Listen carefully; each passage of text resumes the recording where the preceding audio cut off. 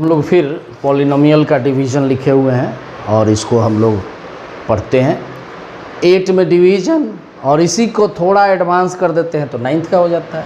तो पहले चलिए 8 पढ़ते हैं। यहाँ x है, ये भाग जरूर आना चाहिए आपको, 8 और 9 में डिवीज़न जरूर आना चाहिए आपको। यहाँ x है तो इसमें कितना से गुना करेंगे कि x³ हो जाएगा, तो x² से गुना करेंगे। इस x² से अब इस पूरे को गुना करेंगे, ऐसा लिखते हैं बार बार, हम ऐसा बार बार लिखते हैं, ठीक है। गुना कर दिए, उसको यहाँ उठा के रख दिए, ओके। अभी यहाँ साइन बदल जाएगा, माइनस होगा प्लस होगा, ये कट गया, ये +5 हुआ, यहाँ फिर -5 हुआ, +2 हुआ, तो कितना आ जाएगा -3। सो -3 यहाँ लिखेंगे और x² है तो x² लिख देंगे। फिर देख लीजिए, यहाँ माइनस है, यहाँ प्लस है, डिफरेंट साइन है तो घटाव कर देंगे, तो 5 में से 2 घटा देंगे तो 3 हो गया, और बड़े वाले का साइन लिख देंगे, ओके। अब क्या करेंगे, ऊपर से जो बचा हुआ है उसको नीचे ला देंगे। अब ये माइनस लाना है तो माइनस से गुना करेंगे, 3 लाना है तो 3 से गुना करेंगे, x है x² लाना है तो x से गुना करेंगे। तो कितना से गुना किए, तो -3। ये काम अलग कीजिएगा हमेशा, नहीं तो गलत होने का चांस बहुत ज़्यादा होगा। तो ये अलग किए, हम तो डायरेक्ट बना लेंगे लेकिन आपको समझाने के लिए ऐसा लिख रहे हैं, +6x ऐसे लिखिएगा। तो -3x² और +6x, ठीक है। अब यहाँ क्या हो गया, प्लस है, यहाँ माइनस हो गया, ये कैंसिल हो गया। अब +4, अब -6, डिफरेंट साइन है तो घटाव करेंगे तो 2 आएगा। बड़ा वाला क्या है, 6 है, 6 के पहले क्या है, माइनस है, तो ये -2x -3। अब यहाँ x है, x को माइनस लाना है तो माइनस से गुना करेंगे, 2 लाना है तो 2 से गुना करेंगे, ऑटोमेटिक -2 से गुना करेंगे तो 2x हो जाएगा। तो -2 से अब गुना करना है किसको, x -2 को, तो कितना होगा आपका, हो जाएगा -2x और +4। यहाँ लिखेंगे -2x +4, ठीक है। ये प्लस, ये यहाँ माइनस, ठीक है, साइन चेंज हो जाएगा।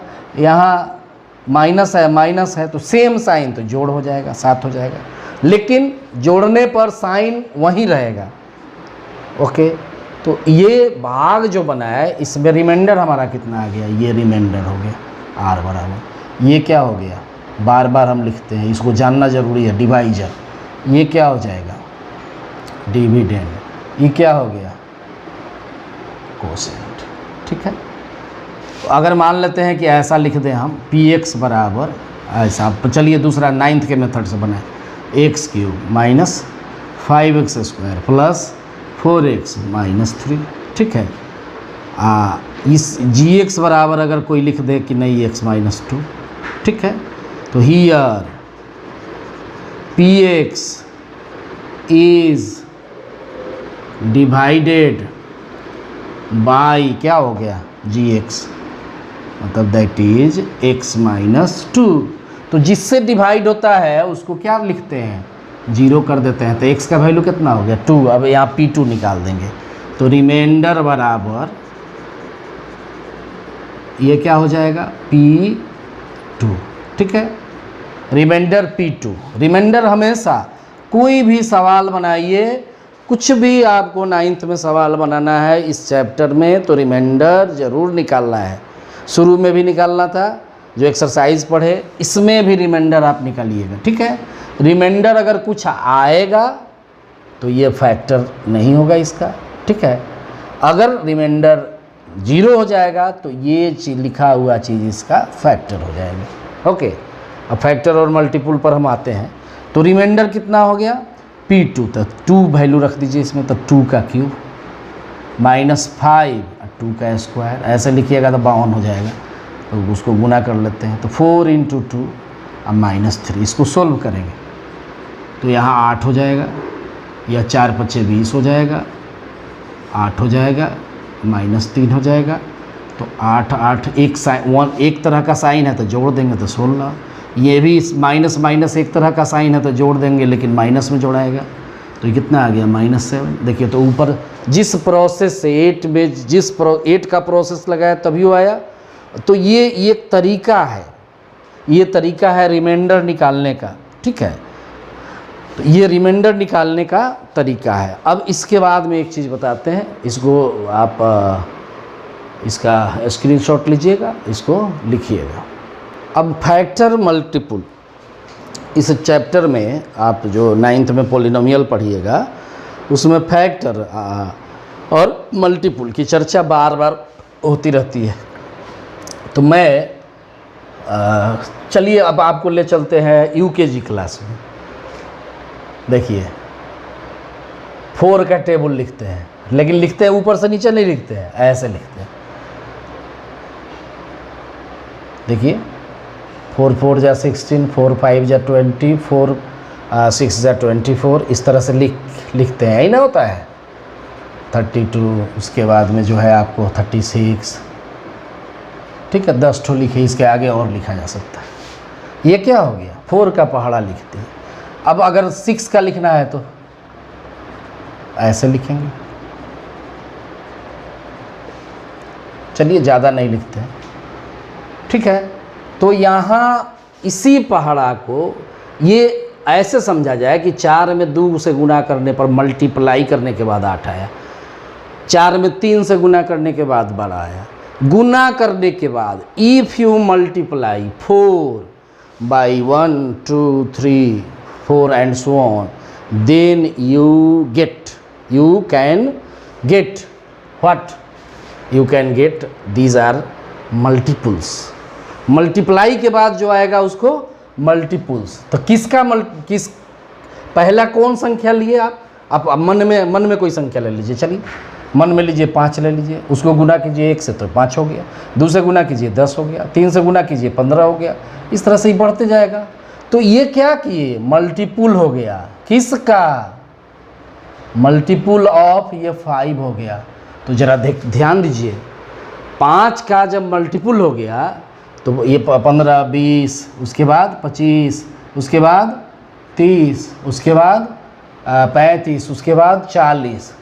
अब कोई कहे कि 50 जो है मल्टीपुल होगा कि नहीं, तो 5 का पहाड़ा पढ़िएगा तो 5 × 50। अगर कोई बड़ा लिख देता है 555 लिख दिया तो आप पहाड़ा तो नहीं पढ़ सकते हैं। तो इसका दूसरा उपाय है, जैसे देखिए तो यहाँ 40 लिखे हुए हैं तो 40 में 5 से भाग दे दीजिए, तो 5 अट्ठे 40 कट गया। रिमाइंडर कितना आया? रिमाइंडर कितना आया? 0। तो रिमाइंडर जब 0 आ जाएगा तो कह सकते हैं ना कि 5 का मल्टीपुल ये 40 होगा। यहाँ पर इफ रिमाइंडर, ठीक है, इसको भूले रहिए थोड़ा देर के लिए, रिमाइंडर इक्वल टू 0, देन जिससे भाग दिया जाएगा, किससे भाग दिया जा रहा है? 5 से, तो इसको क्या बोलते हैं? Divisor. Then divisor is multiple of कौन चीज़? किस में भाग दिया गया? मैं कुछ थोड़े किया, मैं कुछ नहीं किया, बस इसको मैथमेटिक्स में इसको बोलते हैं डिवाइज़र, तो इसको बोलते हैं डिविडेंड। तो डिविडेंड जो होता है वो क्या हो जाएगा? मल्टीपुल हो जाएगा।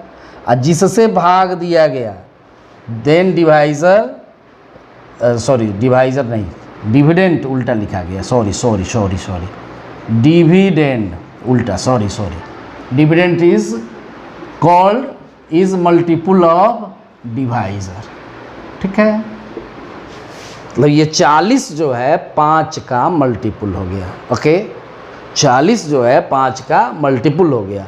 और इसको उल्टा जब सोचते हैं, if remainder equal to 0, then देखिए तो अब 40 में एक भाग लगेगा 5 से कि नहीं, तो जिससे भाग लगता है उसको फैक्टर बोलते हैं।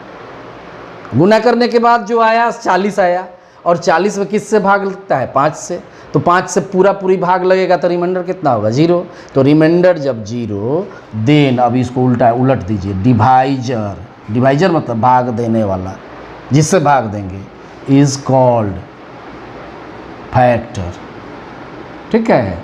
अब इस 2 लाइन से पूरा चैप्टर आपका बनता है, इसी 2 लाइन से पूरा चैप्टर बनता है। यही कंसेप्ट है कि आप रिमाइंडर जो है निकालिए, अगर वो रिमाइंडर 0 हो गया तो क्या हो जाएगा? भाग जिससे दिया जाएगा वो फैक्टर हो जाएगा, जिसमें दिया जाएगा वह मल्टीपुल हो जाएगा। ओके, तो आपको अब एक सवाल मैं लिखता हूँ, बोर्ड पर ध्यान दीजिएगा। मैं इसको तो आप समझे, इसको अगर समझे हैं तो आपको एक सवाल हम लिखते हैं आपके लिए। इस क्वेश्चन को पढ़िए, इफ पी एक्स, ठीक है, क्या लिखा हुआ है पी एक्स, ये मतलब जो हमने भाग इसके पहले बनाया ऐसे बनाया था, वही चीज़, इसी चीज़ को मैंने लिखा था। सवाल आपका 9th का, अब बनाए 8 क्लास के हिसाब से, ये यहीं बनाए थे अभी, ठीक है। यहाँ r बराबर कितना आया था -7, ठीक है। अभी आपको जो हमने 40 यहाँ लिखा था या 5 से भाग दिया था, 5 8 40 हो गया था, ये रिमाइंडर कितना हो गया था 0। तो 0 हुआ था तो 2 स्टेटमेंट लिखे थे, उसको कॉपी में लिख के फिर देखिएगा आप। तो यहाँ पर क्या लिख रहा है, सो दैट, ये जी एक्स समझ रहे हैं आप, जी एक्स क्या होता है, पी एक्स क्या होता है, ठीक है। इससे ये भाग दिया जाता है, बड़े वाले में छोटे वाले से, यहाँ लिखा नहीं हुआ है कि भाग दीजिए आप। सो दैट आप दिखाइए, सो दैट मतलब दिखा दीजिए, क्या दिखाइए कि पी एक्स मतलब है 40, ये बीच वाला पी एक्स मतलब, पी एक्स का मतलब हो गया डिविडेंड, ठीक है। Is not a multiple of G X का मतलब ही क्या हो गया, डिवाइजर, ठीक है। तो मल्टीपुल, ये मल्टीपुल होगा, ये ठीक है। जैसे 40 मल्टीपुल हुआ तो 40 मल्टीपुल 5 का होगा, कब होगा, जब रिमाइंडर 0 हो गया। तो यहाँ रिमाइंडर आपको क्या आया -7। तो सवाल तो यहाँ बना हुआ है, बस समझने का अंतर है। बस सवाल तो मैंने बना कर रखा है, आपको बस ये इसमें क्या करना है, यही समझना है। क्या समझना है कि मल्टीपुल कब होगा, कब नहीं होगा। मल्टीपुल होगा, मल्टीपुल का मतलब गुणज का मतलब पहाड़ा में आएगा। तो ये तो पहाड़ा इसका तो पढ़ते नहीं है, इसका तो पहाड़ा होता नहीं है। ये यहाँ से समझेंगे हम कि ये 40 क्या हो गया, मल्टीपुल हो गया, किसका, 5 का। उल्टा लिखेंगे तो 5 क्या हो गया, फैक्टर हो गया। तो यहाँ इसको फैक्टर प्रूव करने के लिए भी ये 0 लाना है, इसको मल्टीपुल, ये फैक्टर होता है, हमेशा ध्यान रखिए, ये फैक्टर होता है। ये क्या होता है, मल्टीपुल हो सकता है, बड़ा वाला मल्टीपुल होगा।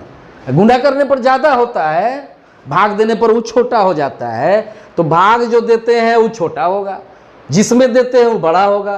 तो बड़ा वाला मल्टीपुल होगा, छोटा वाला फैक्टर होगा। तो ये या तो फैक्टर इस सवाल में लिख दे, चाहे आपको सवाल में मल्टीपुल लिख दे। तो आपको क्या करना है, रिमाइंडर निकालना है। रिमाइंडर आ गया क्या, -7। तो जब रिमाइंडर आपका कुछ आ जाएगा तो भाग पूरी लगेगा, ये मल्टीपुल होगा। अगर रिमाइंडर कुछ आ जाएगा तो मल्टीपुल होगा, नहीं होगा तो नहीं होगा, तो नॉट ए मल्टीपुल। तो ये प्रूफ हो गया कि नहीं, रिमाइंडर आया इसलिए भाग नहीं लगेगा, ठीक है। अर्थात ये जो है इसके पहाड़ा में ये नहीं आएगा। तो यहाँ हेंस, एक के लाइन में बना तो है, ये है, इसको लिख देना है हेंस। यहाँ रिमाइंडर आ गया -7, 0 लिखते तो यहाँ लिखते मल्टीपुल ऑफ फलाना। तो हेंस ये पी एक्स, इसी लैंग्वेज को लिख देना है, is not a multiple, okay, of G X. देखिए, लैंग्वेज के सवाल को बनाने के लिए मैथ की भाषा को समझना पड़ता है। मैथ का अपना भाषा होता है, मैथ की अपनी बात होती है। ये पूरा चैप्टर रिमाइंडर पर आधारित है, इसलिए रिमाइंडर जो है पहले P फलाना निकालिए, P2 निकालिए, P3 निकालिए, P4 निकालिए, ठीक है। आप इसको देखिए, मैं बहुत इजी तरीके से आपको बताया हूँ। और मैं ऐसा नहीं समझता हूँ कि मेरे से अच्छा कोई मार्केट में आपको समझा दे, मतलब ये भी मैं कॉन्फिडेंस के साथ कहता हूँ। इसलिए कहता हूँ कि I have the power to teach. मेरे पास इतनी क्षमता है कि ISC का कोई हो, BSc का हो, MSc का कोई हो, सबको पढ़ा सकते हैं, मैं पढ़ा सकता हूँ। लेकिन स्कूल चलाने के कारण ऊपर के क्लासों को मैं नहीं पढ़ाता हूँ। मेरे पास क्षमता है, मैं छोटे क्लास को पढ़ाता हूँ, 7वां 6ठा को अभी पढ़ा रहा हूँ। तो इससे ये आप लोग नहीं समझिएगा कि सर को जो है ऊंचे क्लास का अनुभव नहीं है। मैं जो है BSc को पढ़ा सकता हूँ, EG सब पढ़ा सकता हूँ, मैं बहुत मेहनत करके पढ़ा हूँ। ओके, आप भी बहुत मेहनत करें और सवाल के थीम को समझने की ज़रूरत है। ओके, आगे फिर आपका बताते हैं सवाल। मैंने एक क्वेश्चन लिखा और बना भी दिया हूँ, ठीक है। आप इसलिए बना दिया कि पी एक्स तो आप जानते हैं क्या होता है, जी एक्स क्या होता है जानते हैं, ये बड़ा डिग्री वाला ये है, तो ये निश्चित रूप से क्या हो जाएगा, बोलिए डिविडेंट होगा, ठीक है। ये क्या होगा, डिवाइजर होगा। तो 8वां क्लास में जाइएगा तो इस तरह से लिखना पड़ेगा x+5, इसमें जो लिखा हुआ है ऐसे लिखना पड़ेगा, यहाँ ये इसको लिखना पड़ेगा 2x³ + 9x² - 11x + 30, ऐसे लिखना पड़ेगा। तो आप ये जो हुआ ये हमेशा मल्टीपुल होगा, ठीक है, ये हमेशा फैक्टर होगा। कब, जब r = 0, शेष बराबर 0। तो हमने क्या किया है, जब भी सवाल में आपको लिखा, जब भी क्वेश्चन में आप देखिए फैक्टर या मल्टीपुल, सुन रहे हैं ना मेरी बात, देख रहे हैं ना, जब भी आपको फैक्टर या मल्टीपुल कह दे निकालने के लिए होगा, अब नहीं भी अब बार बार बताए, छोटा छोटा चीज़ बताए, तो इसको दिमाग में बैठा लीजिए कि जिसमें भाग देते हैं वो बड़ा होता है। ऐसे तो कोई कह देगा कि नहीं भाई छोटे में ये 5 से 3 में भी भाग देते हैं, तो ऐसा अलजेब्रिक एक्सप्रेशन पोलिनोमियल में नहीं होता है। जब भी भाग होता है तो जिसका डिग्री बड़ा होता है उसमें छोटे डिग्री से भाग होता है, अदरवाइज आपका प्रोसेस नहीं होगा, ठीक है। तो ये आपका बड़ा हुआ, ये छोटा हुआ, किसके आधार पर, डिग्री के आधार पर। तो ये डिग्री जो है डिग्री के आधार पर बड़ा हुआ, ये डिग्री के आधार पर छोटा हुआ, तो ये मल्टीपुल होने का चांस बनता है, ये फैक्टर होने का चांस बनता है। तो आपको इस सवाल में जो एक्सरसाइज 2D है, इसमें 6ठा नंबर सवाल मैंने लिखा, क्या करना है, ये इसको जो है आपको फैक्टर लाना है। तो इसको फैक्टर कहे प्रूफ करिए, चाहे उसको कहे मल्टीपुल प्रूफ कीजिए, दोनों ही स्थिति में आपको एक ही काम करना होगा, फैक्टर निकालिए चाहे मल्टीपुल निकालिए, दोनों ही स्थिति में आपको रिमाइंडर ही निकालना पड़ेगा। तो इसलिए मैंने रिमाइंडर निकाला। रिमाइंडर कैसे निकाला जाता है, तो x+5 जिससे भाग देते हैं, डिवाइजर जो होता है जिससे भाग लगता है उसको बराबर 0 कर देते थे। और यहाँ x बराबर क्या हो गया, ये अपने मन में करेंगे, इसको लिखने उखने का जरूरत, इसको लिखना नहीं है। तो x बराबर -5, तो x के जगह -5 भर दिए। ये तो पढ़ते पढ़ते अब बूढ़े हो गए आप लोग तो चलो इसको निकाल दिए, तो क्या हुआ, r = 0 हो गया।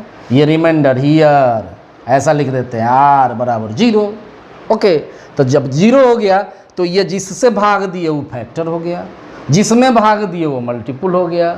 ओके, तो यहाँ पर इसलिए जिससे किससे भाग दिए, x+5, x+5 क्या है, gx, तो gx इज़ द फैक्टर, सही लिखे, ऑफ px। बस एक लाइन आपको एक्स्ट्रा यहीं लिखना है, यहीं एक लाइन आपको एक्स्ट्रा लिखना है, बाकी सब प्रोसेस वही है। कैसा लगा, अच्छा लगा ना।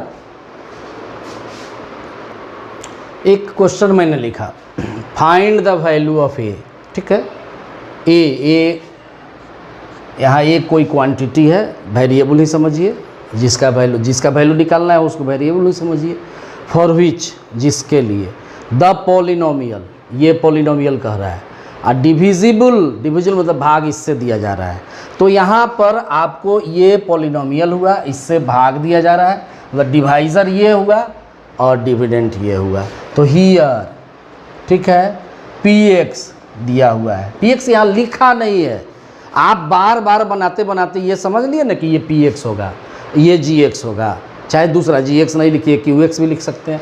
तो px बराबर कितना हो गया, x4 - x³ - 11x² - x + a, और यहाँ gx दूसरे को ये x+3 एंड, ठीक है। यहाँ इतना तो समझ में आया, इतना जब समझ में आया तो क्या लिख रहा है, फाइंड द वैल्यू, बाकी कुछ नहीं लिख रहा है, तो कोई भी सवाल बनाइए, रिमाइंडर निकालिए। हम यही कहेंगे आपसे, कोई भी सवाल बनाइए आप इस चैप्टर का, रिमाइंडर जरूर निकालिए। फैक्टर निकालना हो, मल्टीपुल निकालना हो, जोड़ निकालना हो, रिमाइंडर निकालिए ना, ठीक है। तो आप यहाँ डिविजिबल मतलब भाग लगेगा, ये भाग लगेगा मतलब ये फैक्टर होगा, ऐसा हम लिख दें। डिविजिबल मतलब भाग लगेगा। जैसे मान लेते हैं कि 5 से भाग दिए 40 में, तो 5 से भाग लगेगा। कैसे टेस्ट कीजिएगा? भाग बनाइए, कट गया मतलब रिमाइंडर 0 आ गया। मतलब इस सवाल में ये डिविजिबल तब होगा जब रिमाइंडर 0 होगा। यहाँ बात को बदल दिया, यहाँ जो है ऐसा नहीं लिख दिया कि इज डिविजिबल बाई, तो इज मल्टीपुल ऑफ, अगर x+3 लिखता है यहाँ, इस सवाल ऐसा भी लिखा जा सकता है, इज ऐसा भी लिखा जा सकता था, मल्टीपुल ऑफ ये x+3। तो ऐसा अगर लिखता तो आप समझ रहे थे। लेकिन डिविजिबल का मतलब क्या हो? भाग लगेगा। तो भाग जब लगेगा, इसमें भाग तो सब में लगता है, लेकिन यहाँ सेंस है कि क्लियर एग्जैक्टली, तो भाग लगेगा, ठीक है। तो इसे यहाँ रिमाइंडर 0 होगा आपका, तो इसमें जो है रिमाइंडर ऑलरेडी 0 होगा, ये बात बता रहा है, भाग लगेगा। ओके, तो यहाँ पर आपको कितना निकालेंगे? p कितना? 9। r बराबर, r मतलब रिमाइंडर, p कितना? तो p-3। क्यों? तो ये जिससे भाग देते हैं उसको 0 लिखिए, तो x बराबर क्या हो गया? -3। ओके, तो आप इसको आगे बढ़ाइए, तो यहाँ -3 to the power 4, okay, -3 to the power cube, -11, फिर -3 to the power 2, -3, तो कोष्ठ में बंद कर दीजिए प्लस से, इसको थोड़ा छोटा कीजिए। क्या हो गया? तो माइनस का गुना 4 बार तो प्लस होगा, 3 तिया 9, 9 9 81 हो गया। गुना कीजिएगा 3 का 4 बार, यहाँ पर 3 बार माइनस यहाँ होगा, 1 बार माइनस यहाँ हुआ, तो फिर प्लस हो गया। 3 का गुना 3 बार कीजिएगा, 3 तिया 9 तिया 27 हो गया। फिर 11 माइनस है, यहाँ 9 आएगा तो माइनस हो जाए, देखिए यहाँ प्लस हो गया 9, माइनस हो गया तो माइनस आ जाएगा, तो 11 9 99 हो गया, और ये प्लस 3 हो गया, प्लस a हो गया। अब इसको थोड़ा छोटा कर लीजिए, तो ये 1 साइन का है, 1 साइन का है, यहाँ 1 साइन का है, मतलब यहाँ प्लस है, यहाँ भी प्लस है, यहाँ भी प्लस है, तो 1 साइन का होगा तो जोड़ लेना है। तो 27 और 3 30 हो गया, और 81 हो गया, ठीक है। तो 111 आई थिंक हो गया, -99। फिर से देख लीजिए, 27, गलती भी कभी कभी हो जाता है, 27 3 30, 30 और 80 110, और 1 बढ़ गया तो 111, ठीक है, प्लस a। अब इस फिर छोटा होगा, जब तक छोटा होगा करते जाइए। तो ये कितना हो गया? 12 हो गया आई थिंक, प्लस a, ठीक है। लेकिन यहाँ क्या आ रहा है? डिविजिबल बाई, यहाँ लिखेंगे px इज डिविजिबल बाई, अब उसका यूज़ कर देंगे, कौन चीज़? gx। ये चूँकि px gx हम छोटा कर लिए हैं, इसलिए px gx में लिख रहा है। Hence r = 0, that is r का वैल्यू कितना निकाले? 12 + a बराबर 0। देयरफॉर यहाँ पर नीचे लिखते हैं, देयरफॉर r ये a बराबर a बराबर -12, यही आंसर हो गया। ओके, ये आपका क्वेश्चन नंबर 17 था आपके चैप्टर का। क्वेश्चन नंबर 17 एक्सरसाइज है 2D। ओके, और बताते हैं, और क्वेश्चन बताते हैं। ओके, पहले ये बताइए कि आपका घर कैसा है, ठीक है। ये सवाल लिखे हुए हैं, आपका घर जिस क्वालिटी का होता है उसी तरह का मेहनत करना पड़ता है। जैसे सपोज कीजिए टाइल्स का है, आपके घर में टाइल्स लगा हुआ है, तो आप दिन भर में कितना बार उसको पोंछते हैं? मम्मी से पूछिएगा तो हमको लगता है कि एक बार पोंछने से काम नहीं चलेगा, जब कोई पैर रखेगा तो दाग हो जाता है, कहीं कुछ आया तो लगता है गंदा हो गया, ठीक है, तो बार बार पोंछने की ज़रूरत पड़ती है। और मिट्टी का अगर घर है तो एक बार सवेरे जो है बहार दिए, उस पर गर्दा भी पड़ता है तो पता नहीं चलता है। जैसे मैंने बताया कि मिट्टी का घर हो तो बहार देते हैं, गर्दा भी नहीं पड़ता है, तो मैंने इसको बना दिया, ठीक है। बना दिया तो यहाँ इसको पहले पढ़ेंगे। देखिए x3, ये px हो गया, इसको भाग देते हैं इससे, अब फैक्टर आता है। तो फैक्टर कब होता है? जब शेषफल 0 होता है। तो हमने r निकाल दिया। r निकालने के लिए क्या किया? तो x-2 से डिवाइड होता है, यहाँ लिखे, तो x-2 बराबर 0 कर देंगे। x-2 बराबर 0, तो x बराबर 2 हो गया, इसलिए p2 निकाले। p2 निकाले तो ये आ गया इतना, ठीक है। और ये फैक्टर है, यहाँ लिख रहा है factor, is a factor. So factor जब तब होगा, जैसे मान लेते हैं यहाँ 5 से हम भाग देते हैं, तो 5 × 40, तो फैक्टर हो गया कि नहीं 5, तो ये 0 हो जाएगा, शेषफल 0 हो जाएगा। तो इससे एक इक्वेशन आ गया मेरा। इक्वेशन आने के बाद जो है फिर दूसरा कंडीशन को देखते हैं कि रिमाइंडर 3 होता है, तो रिमाइंडर कितना होता है, p फलाना होता है। किससे भाग दिया जाता है, x-3 से। तो x-3 से जब भाग दिया जाएगा तो p3 रिमाइंडर होगा। तो इसको पहले फॉरवर्ड कीजिए 3, तो यहाँ देखिए x क्यूब है तो 3 का क्यूब हो गया, जोड़ a और 3 का स्क्वायर हो गया, जोड़ b इंटू 3 हो गया, और जोड़ 6, ठीक है। और ये आज बाद में लिखते हैं, पहले सोल्व कीजिए। तो 9 हो गया प्लस 27 27 हो गया, ये हो गया 9a प्लस 3b प्लस 6, इसको आगे बढ़ाइए तो ये 27 और 6 33 हो गया। 33 equal to 33 plus 9a plus 3b, ये आ गया। तो ये इसको आगे बढ़ाते हैं,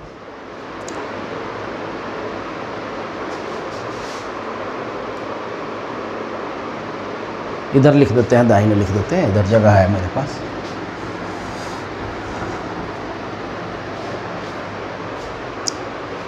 तो इसको जो है अब इसको ऐसे घेर देते हैं,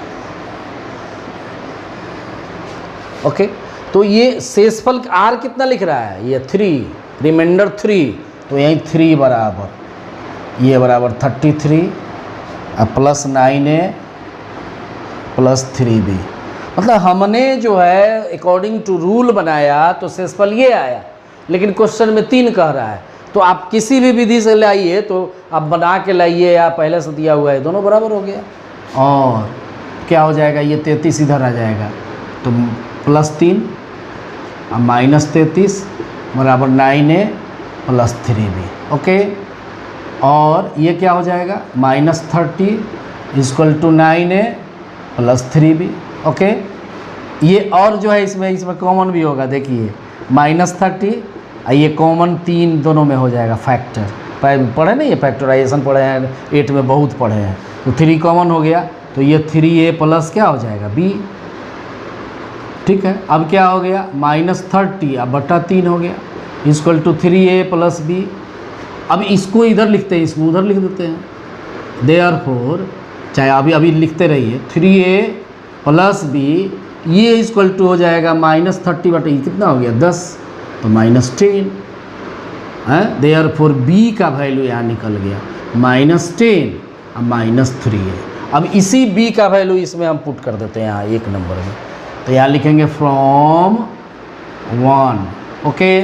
क्या लिखा हुआ है 4a, तो लिख दिए, प्लस 2b प्लस 2 आई इंटू हो जाएगा -10 -3a, b का वैल्यू हो गया।